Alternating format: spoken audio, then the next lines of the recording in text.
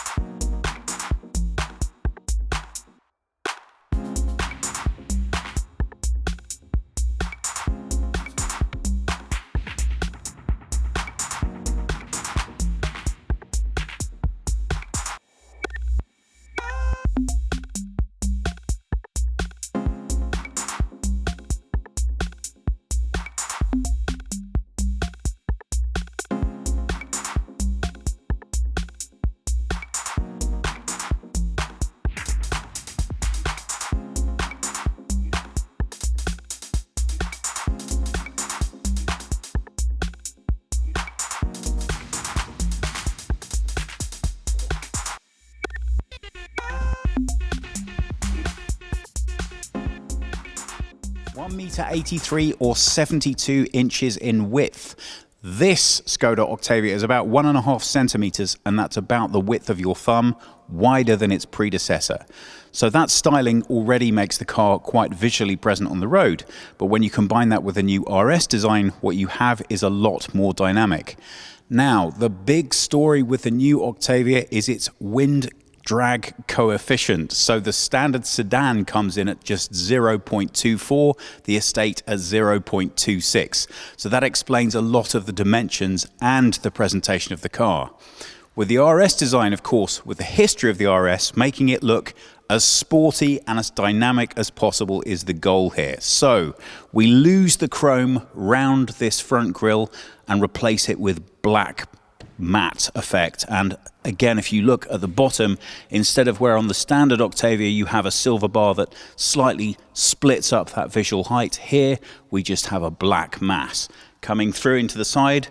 Very large fake air intakes that really do give the car a very striking visual presence. I especially like the way that these LED lamps go straight into this grille now. I thought that looked pretty good on the Octavia, but here where you take away that trim, I think it looks like one solid piece and really does look quite dynamic.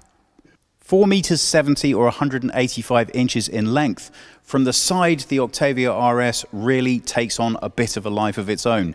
Now, this is the first place that you can really see the impact that the new powertrain has on the design of this car.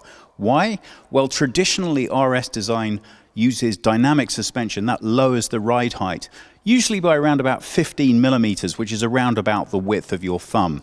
On this car, however, the ride height is exactly the same as a standard Octavia, and the reason for that is because, of course, it has batteries underneath that need to be protected. So, no difference in height for this car from the standard Octavia, but a couple of different design features.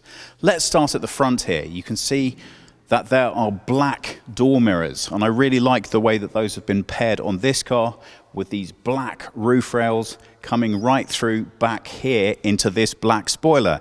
Now, this is worth talking about. The reason for this is that ordinarily, if you buy the Octavia RS, you'll find that the rear spoiler on the Estate is matched to the body color of the rest of the car. If you buy the sedan, the spoiler at the rear is in black. Well, here, as you can see, it's in black, and I think it goes really nicely indeed. So I'm very keen to see if Skoda will add this as an optional extra later on. Slightly lower down the car, you can see the wheels. Standardly, these are going to come as 18 inches, but on the car that we have here today, they are the optional extra 19. Once you get round to the back, things start to get really controversial. Now, I was really interested when we did the Octavia review just how many people were happy with that design, that it did not feature fake exhausts. So, What do you think about that? Well, it's difficult, isn't it? If you're going to produce something that wants to be a bit more sporty, you do need to make some type of a statement with the exhausts. But this one always really divides the audience. Tell me what you think. Well, that's not the only RS-specific detail on the rear. Other than this spoiler, which we already talked about, we also have the RS logo back here. And we have these black accent points. Let me show you over here. That way Thomas can look at it more easily. These are distinct, separate and different from the standard Octavia. I think they work really well. You know what? I think I could probably live with those. But what do you think? This being the hybrid model, it does, of course, have a smaller fuel tank. So 40 litres is what the petrol tank holds. This is, of course, where you can charge the car's batteries. Well, it's always nice to see where attention to detail has been applied. And I can't be the only person in the world who is delighted to see the inclusion of these gas struts. And I think you might want to take advantage of them to spend a good amount of time staring under this hood. There is a lot to unpack here. What you are looking at is a 1.4 litre TSI petrol engine that produces 150 horsepower, and it has been twinned with an electric that features a 13 kilowatt hour battery powering an 85 kilowatt electric motor. That gives you a total system output of 245 horsepower and 400 newton meters of torque. That's all going to be paired with a 6-speed DSG gearbox. Because of the electric motors, that actually has 3 different clutches. That will give you a 0 to 100 time of 7.3 seconds and a top speed of 225 kilometers per hour. Good grief. So, does all of that look and sound really scarily complicated? Well, there is an awful lot happening in here. But as with the drag coefficient of the new Octavias, I think the really exciting thing to get interested in is the fact that this will give you, hopefully, the most efficient drive you're able to get in an RS. It's the first time this system has been introduced in this way, the first time it's been used, and I think it's going to be really exciting to see how it performs. Just out of interest, there will be 4 electric Octavias on offer. There's this one. There will also be a hybrid, an IV model for the standard Octavia lineup, and 2 mild hybrids as well. No news yet on a fully electric platform, but you know what? It wouldn't surprise me if that came a little bit later on. Let's take a look in the back and see what's going on. Well, you know what? Every time I look in the rear of one of these, I have to pinch myself just to remember that this is based on the same platform as the Golf. What you are looking at is 640 litres of load space. And if that sounds like a lot, it's because it is. That's 30 litres more than the car that went before. And this is the estate. If you get the coupe version, you can still have 600 litres of load in the back. So really, this is not the largest car that Skoda make within this sector. Obviously, you can have a Superb, and that's bigger still.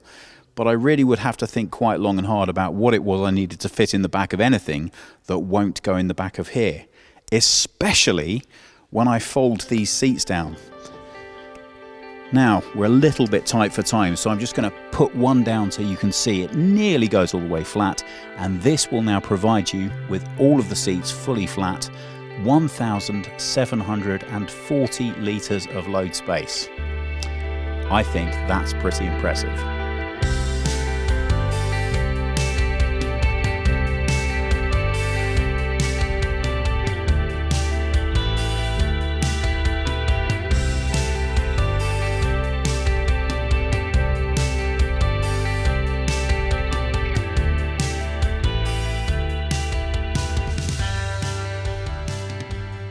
Let's take a closer look inside the car to see what's changed here.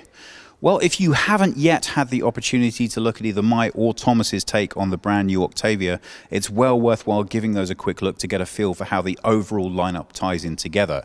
But as it relates to the styling here, well, I think everything about the RS speaks to it being more dynamic and more sporty, and you can see that right from the get-go of opening up the door. If you have a look at the door panel itself, there's a really nice inlaying of Alcantara here that just softens up the hard plastic on the speaker grille. So a nice mix and balance of materials, nicely set off by this new door handle. The seats here have been really nicely designed. These are the standard cloth ones that come with the RS, but there are available all Alcantara seats which you can have as an optional extra.